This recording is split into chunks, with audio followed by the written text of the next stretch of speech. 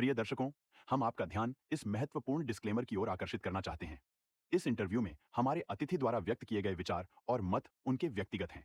ये आवश्यक रूप से हमारे YouTube चैनल या संपादकीय टीम के दृष्टिकोण का प्रतिनिधित्व नहीं करते हैं। हमारा लक्ष्य एक ऐसा मंच प्रदान करना है जहां पसमानदा विषय से संबंधित विविध दृष्टिकोण प्रस्तुत किए जा सकें। हम विभिन्न विचारों को सामने लाने का प्रयास करते हैं, लेकिन इनका समर्थन या विरोध नहीं करते। आपके समय और सहभागिता के लिए हम आभारी हैं। यदि आपके कोई प्रश्न या चिंताएं हैं, तो कृपया हमसे संपर्क करने में संकोच न करें। पसमानदा समुदाय का महत्वपूर्ण अंग होने के लिए धन्यवाद। सादर अब्दुल्ला मंसूर, पसमानदा डेमोक्रेसी। नमस्ते, आदाब। पसमानदा डेमोक्रेसी की इस खास पेशकश शख्सियत से मुलाकात में आज हम एक ऐसे शख्स से मिल रहे हैं जो गांव में रह के एक छोटे से जगह पे रहते हुए भी देश दुनिया के साथ साथ समाज में घटित होने वाली घटनाएं, खास करके जो घटनाएं समाज को एक दिशा देती है, उससे जुड़े रहते हैं और जनता के बीच में जाके उन्हें जागरूक करने का काम करते हैं। सर से उन्हीं के जुबानी उनका एक छोटा सा हम इंट्रोडक्शन जानते हैं। जी, मैं सिराजुद्दीन अंसारी, बहादुरपुर इंटर कॉलेज बहादुरपुर में एज ए लेक्चरर हूँ उर्दू विभाग में। और यह मेरा गांव अरना है जहां आप लोग बैठे हुए हैं, जहां जनाब कमरुद्दीन साहब के आने से और आपके बुलाने से यह मीटिंग और ये ऑर्गेनाइज हुई थी। और जो आपसे हमारी रूबरू बातें हो रही है, ये जनाब कमरुद्दीन साहब की देन है। और मैं आपका और उनका दोनों का तहे दिल से शुक्रिया अदा करता हूं। और आज आपने बोलने का मौका दिया पसमानदा महाज को। पसमानदा महाज से सबसे बड़ी बात है कि समाज के अंतिम पंक्ति के जो लोग हैं, जो आज भी महाज के बारे में मीम तक नहीं जानते, उनको मैं महाज के बारे में, महाज के काम के बारे में, महाज की ऑर्गेनाइजेशन जो है कब से है और कब तक रहेगी, अभी तक आप लोगों के पास नहीं पहुंची, क्यों नहीं पहुंची, इन सारी बातों पर रोशनी डालते हैं और उन्हें बताते हैं। और जनाब कमरुद्दीन साहब आए तो ये जो है महाज का एक नया जोश यहाँ पे पैदा किए, सारे लोग जुड़े। और हमारा ख्याल है कि सभी लोग यहाँ अगर 30 लोग हैं तो इनको एक एक लोग अगर 30 लोग जुड़ते हैं तो 900 लोग जुड़ते हैं।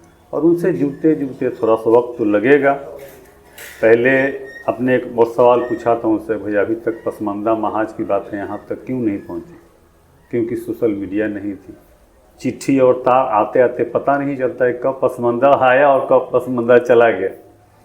अभी सोशल मीडिया से कुछ बात हम तो रूबरू पहुंचाते हैं, कुछ बात सोशल मीडिया से पहुंच जाती है, कुछ बात हम व्हाट्सएप पर पहुंचा देते हैं, कुछ बात फेसबुक से पहुंच जाते हैं।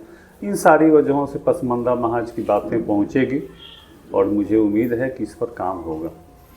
ये तो बहुत अच्छी बात है। खास करके सोशल मीडिया ने किसी भी विमर्श को ज़्यादा से ज़्यादा जनता के बीच में पहुंचाने का काम किया है, जिसमें पसमानदा विमर्श और पसमानदा महाज की बातें हैं, वो भी सोशल मीडिया के माध्यम से बहुत दूर तक पहुंची है।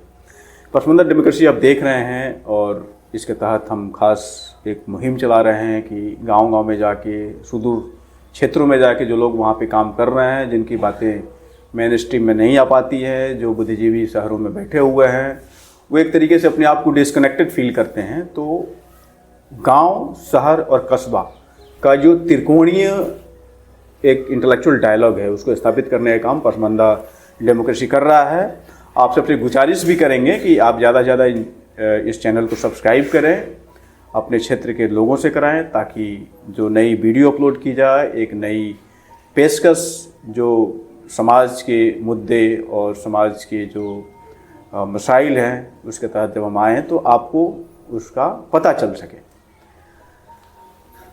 इसके बाद आपसे एक और कई सारे मुद्दे हैं जिस पे हम बात करना चाहेंगे आपसे। अभी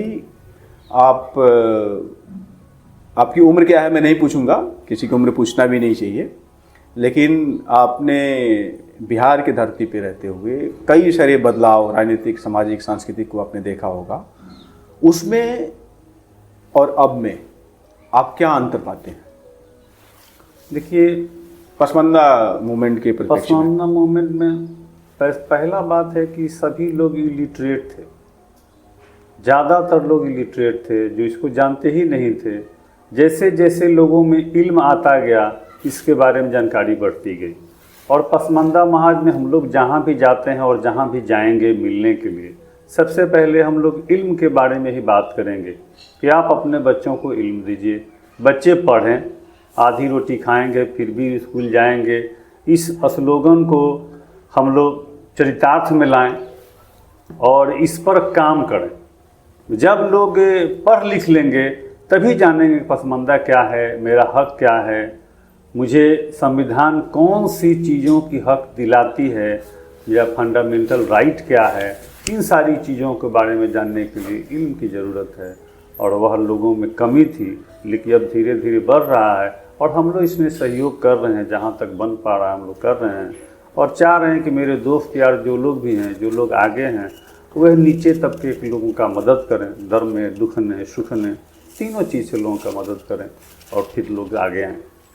आप सर एक प्रतिष्ठित विद्यालय से या इंटर कॉलेज से जुड़े हुए हैं, और साथ में आप यहाँ पे एक बुद्धिजीवी तबके के बीच आपका उठना बैठना है, तो आप संविधान से हर चीज़ों का निजात देख रहे हैं, तलाश रहे हैं कि जब तक संविधान लोग नहीं जानेंगे, अपने अधिकार को नहीं जानेंगे, अपने कर्तव्य को नहीं जानेंगे, तब तक वो आगे नहीं बढ़ सकते हैं और उनके साथ जो जुड़े हैं उनको आगे बढ़ा नहीं सकते।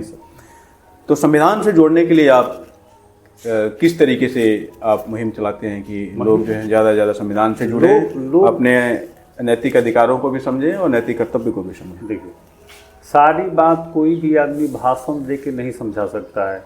बच्चा स्वयं उसको पढ़े, पढ़ने के लिए उसको एजुकेशन की ज़रूरत है।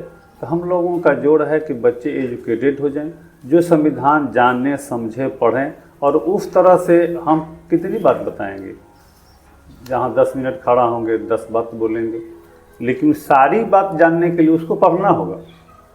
और उसका गार्जियन नहीं पढ़ा है तो ये पीढ़ी में नहीं पढ़ा, तो अगली पीढ़ी में उसका पढ़ के आए और अपना फंडामेंटल राइट जाने और उस पर अमल करे।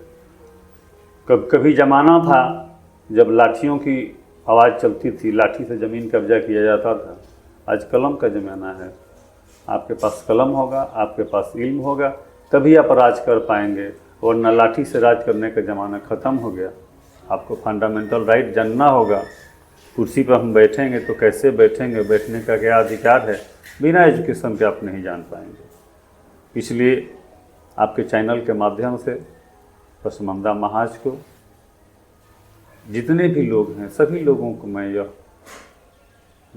सूचित करना चाहता हूँ, आग्रह करना चाहता हूँ कि आप आधी रोटी खाएं और अपने बच्चों को पढ़ाएं।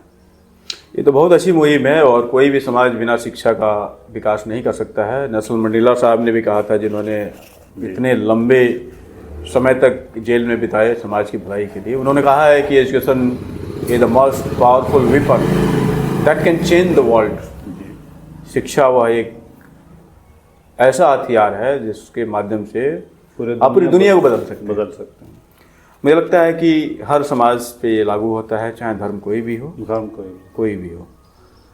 आप अभी और आप लोग अपने समय में जब एक नौजवान थे तब का, और अभी जो नौजवान पीढ़ी आ रही है, इन दोनों में क्या आप बदलाव देख रहे हैं और दोनों को किस तरीके से कनेक्ट किया जाना चाहिए? देखिए, हम लोग जिस जगह पे हैं और जो ज़माना मेरे एजुकेशन का था, वह हम बिना पटरी के थे। मेरा कोई रेल नहीं था, हमारी गाड़ी जिधर चली जाए, कोई मार्गदर्शक नहीं था।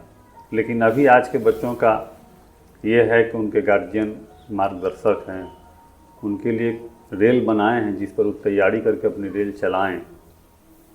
अभी बच्चों को मार्गदर्शक मिल रहा है, बच्चे पढ़ें या न पढ़ें, लेकिन उनके मार्गदर्शक हैं। हम लोगों के मार्गदर्शक नहीं थे। इस वजह से अभी के बच्चों में और तभी के बच्चों में फ़र्क यही है कि हम लोग बिना मार्गदर्शक के चले, और अभी के बच्चों के लिए मार्गदर्शन के लिए लोग उपस्थित हैं। भले बच्चे चलते हो या नहीं चलते हों, या परेशान होते हो या परेशान करते हैं। इसका मतलब ये है कि पहले से शिक्षा का स्तर भी बढ़ा है, और अब एक दूसरे को सपोर्ट करने वाले लोगों की संख्या भी बढ़ी है, जिसके माध्यम से अब बच्चे यदि किसी गलत राह पे जाने की कोशिश करते हैं या जाना शुरू करते हैं, तो लोग उनको रोकते हैं और दिखाते हैं कि अच्छा रास्ता ये है। पहले ऐसा नहीं था। पहले खुद ठोकर खा के लोग सीखते थे। ये बहुत महत्वपूर्ण है कि समाज की जो अगली पीढ़ी होती है वही अपनी पिछली पीढ़ी को एक राह दिखाती है और फिर वो सच्चे और अच्छे रास्ते पे चल के और बदलाव का भाग बनती है। इसमें अभी जो इस देश में पसमानदा समाज के लिए खास करके जो आंदोलन चल रहा है पिछले बहुत सालों से चल रहा है, मुझे लग रहा है 2-3 दशक हो ही गया होगा, मंडल कमीशन के बाद से ले सकते हैं इसको, तो इतनी रवानगी क्यों नहीं आई? आप इसको किस रूप में देखते हैं? मैं जो आपको यही बात बताया कि अब बात अंतिम पंक्ति तक पहुंची ही नहीं। पसमानदा शहर में ही नहीं न है, मेन पसमानदा तो महाज मेन तो गांव में है, और गांव में पहुंचाने के लिए ऊपर वाले लोगों ने कोशिश नहीं की, या कोशिश भी की तो उनको पहुंचाने का कोई रास्ता नहीं था। अभी तो आपके सोशल मीडिया है, अभी तो गांव-गांव से जुड़ा हुआ है। ये हमारी बात जो है करोड़ों लोग देखेंगे इसको आपके सोशल मीडिया के माध्यम से। पहले तो ये था नहीं, मंडल कमीशन के वक्त में ये सोशल मीडिया था नहीं कि बात पहुँचे, इसलिए देर हुई। लेकिन उस समय भी एक देश में बहुत मजबूत आवाज़ बन चुका था। जी, लेकिन वह जो एक जगह कैंपेनिंग करके था, जो लोग वहाँ जुटे थे उन्हीं लोगों के थोड़ा वो, अभी तो पूरा जन जन तक पहुँच के चलेगा ना, मीडिया के माध्यम से यह जन जन तक पहुँच जाएगा। लकड़िहारा है उसके यहाँ भी बात पहुँचेगी, और वो भी चाहता है कि मेरा बच्चा पढ़े और आगे बढ़े। तो यह तो एक क्रांतिकारी है ना, शिक्षा में क्रांति है, ये शिक्षा में क्रांति है। आप देख रहे होंगे कि आप बहुत अच्छे अफसरान से पूछेंगे तो भाई कोई पान वाले का बेटा है, तो कोई चाय वाले का बेटा है, तो कोई दुकान वाले का बेटा है, कोई मकान वाले का बेटा है। तब तो इससे एजुकेशन में जाकर जैसे ही एजुकेशन बढ़ेगा पसमानदा महाज वैसे वैसे अपने आप बढ़ जाएगा, लोग अपने आप जुड़ने लगेंगे। एक तरफ देखा जाए तो जो लोग गरीब गुरबा हैं, जिनके पास पैसा नहीं है कि वो अपने बच्चों के स्कूल भेजें, या जिनको लगता है कि एजुकेशन पे क्या खर्च करना है, बच्चे हैं तो कमा के खा लेंगे, तो वो मदरसा में भेजते हैं। और कुछ लोग हैं जो लोग सरकारी स्कूलों में भेजते हैं। तो दोनों लोगों का विकास दो तरीके से होता है। देखिए, अभी मैं आपको एक ज़मीन से जुड़ी बात बता दूं कि अभी बच्चों को खासकर से बिहार में पढ़ाने के लिए गार्जियन के पास पैसा होना ज़रूरी नहीं है, सिर्फ और सिर्फ सोच होना ज़रूरी है। बिहार सरकार क्लास 1 से लेके 10+2 तक फ्री में शिक्षा देती है। फ्री शिक्षा है, किताब भी उपलब्ध होती है, आपको लेना है। 10+2 होने के बाद बिहार सरकार बच्चों को आगे पढ़ने के लिए 4 लाख रुपया देती है। एक सर्टिफिकेट है, मात्र सर्टिफिकेट जमा करके दे देना है। वो भी बिहार सरकार कहती है कि बच्चा पढ़ लिख ले, नौकरी होगा तो पैसा देगा, नहीं होगा तो नहीं देगा। अब बोलिए इसमें पैसा कहाँ से आ गया कि आपके पास गरीब हैं तो बच्चे को नहीं पढ़ाएंगे। आप अपना सोच भी विकसित कीजिए और अपना बच्चा पढ़ा लीजिएगा। तो ये मुहिम तो जनता तक पहुँच ही नहीं पा रही है। यही बात जनता तक नहीं पहुँच, यही बात पहुँचाना है। बिहार सरकार तो चिल्ला चिल्ला के बोलती है 10+2 तक का आपको एजुकेशन फ्री दे रही है, इसके बाद 4 लाख रुपया चिल्ला चिल्ला के दे रही है, उसमें कोई जाति नहीं है। स्वर्ण से लेके वर्ण तक, जहाँ तक जो भी आए एडमिशन कराए से बोनाफाइड लाए, यहाँ पर जाए 4 लाख रुपया कॉलेज के अकाउंट में सरकार भेज देती है। खाना पीना रहना सब फ्री है। रहिए, मतलब BA करने के लिए, ग्रेजुएशन? हाँ, ग्रेजुएशन के डिग्री कोर्स के लिए। अच्छा, आप 10+2 कर लीजिए, उसके बाद आपको जिस क्षेत्र में जाना हो, मतलब प्रोफेशनल कोर्स करना चाहते हैं, जैसे B फार्मा हो गया और कुछ हो गया, B फार्मा हो गया, BSc नर्सिंग हो गया, B.Tech हो गया, M.Tech हो, जो भी आप करना चाहते हैं। ये तो नई जानकारी आप दे रहे हैं और मुझे लगता है कि इस चैनल के माध्यम से आपकी इस बात को जाए तो बहुत और जो लोग भी मेरा नंबर सेंड कर दिए, जो लोग भी इससे लाभ लेना चाहते हैं मेरा नंबर लें और हमको फ़ोन करें, हम गवर्नमेंट से 4 मिनट में 4 लाख रुपया दिला देंगे। वाह, क्या बात है। तो वो, और ऐसे मैं सैकड़ों बच्चों को दिला दिया हूँ, दिला दूंगा सिर्फ नहीं, मैं सैकड़ों बच्चों को 4-4 लाख रुपया दिला दिया हूँ और पढ़ रहे हैं सब बच्चे बिहार सरकार के खर्चे से। तो बिहार के अंदर ही पढ़ने पर मिलेगा भाई? बिहार नहीं, बाहर भी। बिहार का बच्चा बिहार बोर्ड से हो या ICIC CBSE बोर्ड से हो, लेकिन बच्चा बिहार का हो, आधार कार्ड बिहार का हो, उसको बिहार सरकार 4 लाख रुपया धड़ल्ले से दे रही है।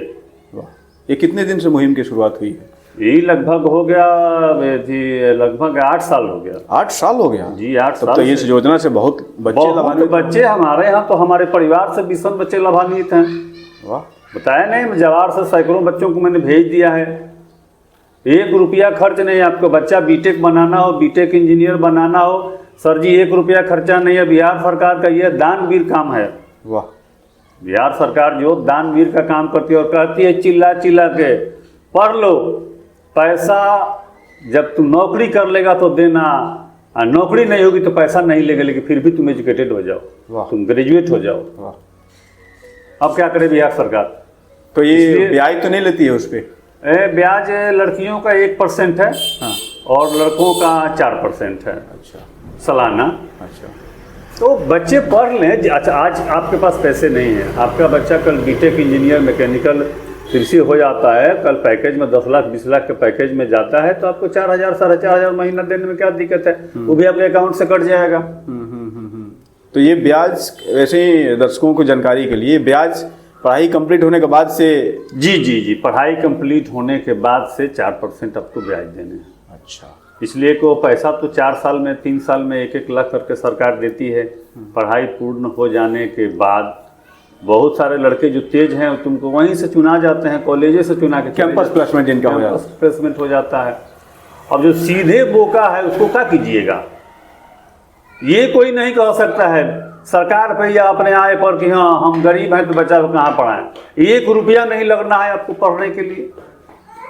आप सिर्फ सोच विकसित कीजिए कि मेरा बच्चा पढ़ेगा और मेरा नंबर डिस्प्ले कीजिए 7563047375। इस नंबर पर कांटेक्ट करें। जिसके बच्चा को भी पढ़ाना है फ्री में, सरकार पर या समाज पर आप पैसा के लिए ही नहीं कह सकते हैं। हाँ, आपका सोच गिरा हुआ है कि मेरा बच्चा 12 साल का हो गया तो लेबर में जाएगा 500 रुपये लेके आएगा, उस टाइप आप बच्चे को नहीं पढ़ा सकते हैं।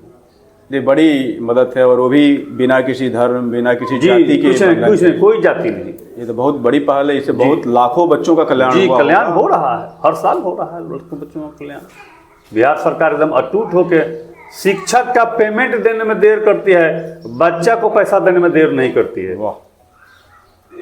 ये बिहार सरकार का बहुत बड़ा कार्य है। इसको जितना भी सराहना किया जाए इस कार्य का कम है। बहुत बहुत बहुत सराहनीय काम है ये, और इसका लाभ बिहार के जो भी निवासी हैं, नागरिक सकते हैं, हैं। उनको लेना चाहिए। सरकार की नीतियों का पूर्ण रूपेण जब तक हम उपयोग नहीं करेंगे, उसका दोहन नहीं करेंगे, तब तक हम एक सफल नागरिक भी नहीं बन सकते हैं। इसीलिए मैंने कहा ये अच्छी बात है। इसमें आप जो ये अभी पॉलिसी चली है उसमें, उसको लेके पसमानदा समुदाय के अंदर जो जागरूकता आई है उसको किस रूप में देखते हैं आप? देखिए, जागरूकता तो आई है। इसलिए जागरूकता आई है कि पहले पसमानदा समाज से लोग हायर एजुकेशन के लिए नहीं जाते थे, अब जा रहे हैं। हमसे लोग कंटेक्ट भी बनाता है, हमारे जो समाज में लोग हैं लोग कंटेक्ट भी बनाता है कि सर मेरे बच्चे को इंटर के बाद ये करना है, इंटर के बाद वो करना है, ये मेडिकल में जाएगा, ये इंजीनियरिंग में जाएगा, और जिस फैकल्टी में वो जाना चाहता है उस फैकल्टी के लिए उसका एडमिशन करा के सरकार से हम पैसे दिला देते हैं। और लोग जागरूक है, पहले से पैसा लोग लेता है। बहुत सारा लोग डरता है कि ब्याज देना होगा। अरे लाखों लाख लोग ले रहा है, किसको ब्याज नहीं देना होगा? तुम जाएगा महाजन से 20,000 रुपया लेके आएगा, अब 5% महीना देगा, इसमें साल में लगता है 4% सलीना लगता है। वो लगेगा नहीं लगेगा। जब तक तुम्हारे बेटे का नौकरी नहीं होगा तब तक पैसा नहीं लेगा, और सरकार चाहेगा तुम्हारे बेटे का नौकरी जल्दी हो जाएगी, पैसा हमको मिले। तो उसके लिए सरकार रोजगार मेला भी लगाती होगी? लगाती है। वाह, ये तो बहुत अच्छी पहल है। सरकार का तो बहुत अच्छी पहल है। यह नीतीश सरकार की तो इतनी अच्छी पहल है सर जी कि जितना भी सराहना की जाए, अब कोई जैबे नहीं करे, लेबे नहीं करे या सरकार को कोसे तक, तो इसकी बेवकूफ़ी है। तो ये तो लोग ये भी कहते हैं कि नीतीश सरकार भाजपा के साथ मिलकर चला रही है। नीतीश एक ऐसी सरकार है जो जिसके साथ मिले कोई भी काम वो अपना ही करता है, चाहे वो भाजपा मिले चाहे वो राजद मिले, डिसीजन नीतीश का होता है और वह जनता के पक्ष में होता है। केंद्र में भी नीतीश सब इस बार भाजपा के साथ है, तो क्या आपको लग रहा है कि इस तरीके की कोई नीतियाँ आएंगी? वैसे बहुत सारी नीतियों का सूत्रपात किया था मोदी जी ने। देखिए, कभी भी नीतीश कुमार किसी पार्टी के मैनिफेस्टो के साथ नहीं रहता है। उनको लग रहा है कि आप सब ठीक ठाक चल रहे हैं तो आपके साथ हैं। जैसे ही आपको उनको लगेगा कि नहीं यह निर्णय जो है जनता के खिलाफ है, तो उस पार्टी के साथ नीतीश कुमार कभी नहीं रहते। जिसका प्रमाण भी कई बार देखने को मिला है, जी, जिस वजह से जी, उनको अलग अलग नामों से जाना जाता है। वो कहने के लिए वो पलटे हैं, पलटा तो दूसरे दल लोग हैं। वो तो जहाँ है वहाँ ही है, उनकी कुर्सी वहीं है जहाँ है। कभी लोग इधर से आते हैं, कभी लोग इधर से आते हैं। आपकी इस बात को सुनेंगे तो उस पार्टी के लोग ये कहेंगे कि देखिए ये तो अंधभक्ति से बात कर रहे हैं, और ये सांप्रदायिक जो एक आरोप लगाया जाता है कि ये सांप्रदायिक पार्टी का सपोर्ट कर रहे हैं। बताते हैं सच बात बोलना चाहिए, एक बात जान लीजिए। और उसके लिए नाम और बदनाम तो शुरू से होता ही रहा है और होता ही रहेगा, नहीं होगा। हर जमाने में अच्छे और बुरे एक साथ हैं और उन पर उंगली उठती है, लेकिन फिर भी लोग सच बात कहते हैं और सच बात कहना चाहिए, है ना। ये तो रही शिक्षा की बात। अब इसमें जो लोकल लेवल पे और आपके ज़िला स्तर पे या ज़िला के बाहर जो निकटवर्ती ज़िला है उसमें जो पसमानदा समाज को जागरूक करने का जो काम चल रहा है, उसमें आप कितनी सफलता पा रहे हैं? देखिए इसके बारे में कुछ बताइए ताकि दर्शकों को पता चले। है कि देखिए अभी तो सर हमको बोले हैं कि जुड़ेंगे, और जब हम जुड़ जाएंगे तो पहले तो हम निचले स्तर से काम करेंगे। जब मुझे भागीदारी राज्य में या जिला में दिया जाएगा तो उस स्तर से हम काम करेंगे। इसके पहले से भी आप करते रहे हैं, चूँकि लोगों बच्चों को शिक्षा में हैं तो हम करते रहे हैं। शिक्षा के लिए इतना जागरूक करना, आपने इतने बच्चों का आपने कल्याण किया होगा, तो अपने आप में एक बहुत बड़ा समाज सेवा ये भी है। जी जी जी। और एक ही जिला से नहीं, मैं हर जिला से बच्चों को काम करा देते। जो लोग भी मेरा कंसल्ट नंबर जानते हैं, जिनको भी ज़रूरत है कि करते हैं, तो हम किसी जिला से, बिहार के किसी कोना से भी कोई बच्चा हो उसकी काम हम करवा देते हैं। बहुत बढ़िया, बहुत बढ़िया। आपको ये कौन सी चीज़ें प्रेरित की कि आप इससे जुड़े और ऐसा काम करना शुरू किए कि पसमानदा समाज के लिए काम करना चाहिए? क्योंकि मूलतः तो इस देश में और अपने बिहार में थोड़े कम हैं, लेकिन अपने देश में तो यही है कि माइनॉरिटी को लेके जो एक चीज़ बनाया गया है नोशन की, नहीं माइनॉरिटी है, माइनॉरिटी के नाम पर राजनीति करनी। जाहिर सी बात है कि सिवान के एक बड़े जो माइनॉरिटी नेता रहे हैं उनकी एक अपनी अलग कद रही है और अलग लाइन रहा है, लेकिन आप जो काम कर रहे हैं या आप जिन चीज़ों से जुड़े हुए हैं सामाजिक न्याय के मुद्दे से, वो उससे मेल नहीं खा रहा है। तो क्या आपको कंट्राडिक्शन भी झेलना पड़ता है? जनता मेल नहीं खाने की बात नहीं है, हमारी मेल खाती है, मेल खाने में कोई दिक्कत नहीं है। और हम बांटने की राजनीति नहीं करते हैं, हम राजनीति अपने हक की करते हैं। हम आपके साथ हैं। अगर एक बाप के दो बेटे हैं तो उस बेटे को भी मिलना चाहिए।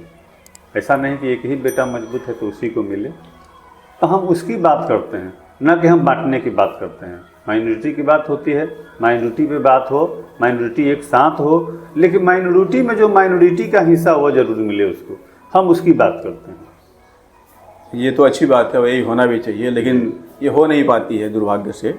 दुर्भाग्य से हो नहीं पाती है तो आज नहीं तो कल होगी ही होगी। जैसे ही एजुकेशन बढ़ेगा लोग आएंगे। आखिर मान लीजिए हम आप या जितने लोग मिल के इस पर काम कर रहे हैं, एजुकेशन पे काम कर रहे हैं, तो आज नहीं तो कल तो होगा ही होगा। आप लोकल लेवल पे लोकल राजनीति, लोकल सामाजिकी पे आप ध्यान रखते हैं। चीज़ें दिनों दिन बदल रही हैं, जुड़ रही हैं, बिखर रही हैं, सब हो रहा है। जाहिर सी बात है कि आप शिक्षा के क्षेत्र से जुड़े हैं, जो वोटिंग में या राजनीति के जो दूसरे कैंपेन है उसमें भी आप लोग प्रत्यक्ष अप्रत्यक्ष रूप से रहते हैं। आपको क्या लग रहा है कि पहले से जो लोगों का मिजाज है राजनीति को लेके, विचारधारा को लेके, अंधभक्ति को लेके, वो बदला है या नहीं? बदला है। पहले से लोगों का मिजाज बदला है। पहले से लोग, पहले था कि भाई हम मियाँ हैं तो मियाँ को वोट देंगे, हिंदू हैं तो हिंदू को वोट देंगे। अब सब बात नहीं रही। अब सभी लोग कैंडिडेट देखते हैं, एजुकेशन देखते हैं, और हम लोगों के जो लोग साथ हैं वो सभी चीज़ देखते हैं, अपनी हक की बात करते हैं और उसी आधार पे वोट करते हैं। तो इसमें केवल कैंडिडेट और उसकी योग्यता देखते हैं या फिर उसमें पार्टी भी देखते हैं? नहीं, पार्टी बहुत कम देखते हैं लोग, पार्टी का मैनिफेस्टो कम देखते हैं। तो आपको क्या लग रहा है कि बिना पार्टी के एजेंडा के वो कोई नेता जो जीत रहा है, जो विधायक या MP, वो काम कर सकता है?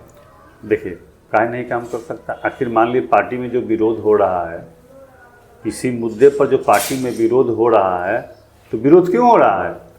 इसका वजह यही ना है कि वो जिसको जो जानता है उसको भेजी है, उसके हिसाब से काम नहीं हो रहा, तो पार्टी विरोध हो रहा है। अगर ऐसा होता तो कोई पार्टी किसी पार्टी का विरोध नहीं करती। कहाँ ऐसा हुआ है? बहुत कम देखने को मिलता है। नहीं मिलता है सर, क्या बात करते हैं। देखिए अभी आपको कई उदाहरण दे दूंगा, आप बोलिएगा चैनल के माध्यम से, लेकिन आप जानते हैं सब पार्टी में, राजद में भी हुआ, जदयू में भी हुआ, बीजेपी में भी हुआ, अच्छे लोग जो चुन के गए हैं वो अच्छी चीज़ों का अभी देखिए, अभी आप बॉम्बे के राजनीति में देख लीजिए कि आखिर विरोध हो रहा है कि नहीं हो रहा है। अच्छे लोग जो हैं, जो अच्छे लोग चुन के आए हैं, वह आपकी अच्छी बातों का सपोर्ट और बुरी बातों का विरोध करते हैं। देखिए हमने जो समाज में काम किया है, अभी तो हम लोकल ही लोगों के साथ ब्लॉक लेवल पर ही, जिला लेवल पर ही लोगों के लिए, सामाजिक लोगों के लिए और समाज के अंतिम पंक्ति के लोगों के लिए न्याय के लिए, अपने खर्चे से हक दिलाने के लिए बारी बारी से लोगों का मैंने मदद किया। और सारे लोग सुबह उठते हैं तो हम अपनी नींद से नहीं जगते, कोई ना कोई आके मुझे जगाता है और मेरा भैया ये प्रॉब्लम है, मैं उस पर जाति देख के कोई उसका निदान नहीं करता। जो आया है वो मेरा दोस्त यार है। तो जाति नहीं देखते होंगे तो मेरे ख्याल से धर्म भी नहीं देखते होंगे। नहीं देखते हैं, जाति का मतलब यही है, जाति धर्म से कोई मतलब नहीं। मेरा गांव है, मेरे गांव में पूछ लें आप, एक आदमी कोई विरोध में नहीं होगा। और हम किसी जाति धर्म को नहीं देखते, सबका सामाजिक कल्याण करते हैं। और जो लोग भी आता है उससे हम बोलते हैं कि अगर आप लीगल हैं तो ही ठीक है, अनलीगल होंगे तो हमको मत बुलवाइएगा, या वरना हम आप साथे जाएंगे और आपके खिलाफ में बोल देंगे। इसलिए जो लोग लीगल हैं वही आएँ, उसकी मैं मदद करूँगा और करता भी हूँ। और लोगों से यही कहता हूँ कि जब आप मनुष्य में, इंसान में जन्म लिए हैं तो आपसे किसी को फ़ायदा होना चाहिए, वरना आप अपने कमाए, अपने खा के अपने मर गए तो आप मनुष्य जोनी में जानने के लायक नहीं हैं। आप मनुष्य हैं तो आपसे किसी को, आपके कमाने से, आपके पढ़ने से, आपके समाज को फ़ायदा होना चाहिए। मेरा संदेश यही है, लोग पढ़ें, पढ़ लिख के आगे बढ़ें और उस पढ़ने से लोगों को, उनके समाज को भी फायदा पहुँचे। इसी एजुकेशन, यही गूढ़ बात है और मुझे लगता है कि यही जीवन के सफलता का मूल मंत्र भी है। जी, मूल मंत्र भी है। और सच्चे अर्थों में वही व्यक्ति एक समाज सेवी हो सकता है जो अपने दुख को कम और दूसरे दुख को ज़्यादा आत्मसात करे। अच्छा, आपने समय दिया, इसके लिए बहुत बहुत धन्यवाद।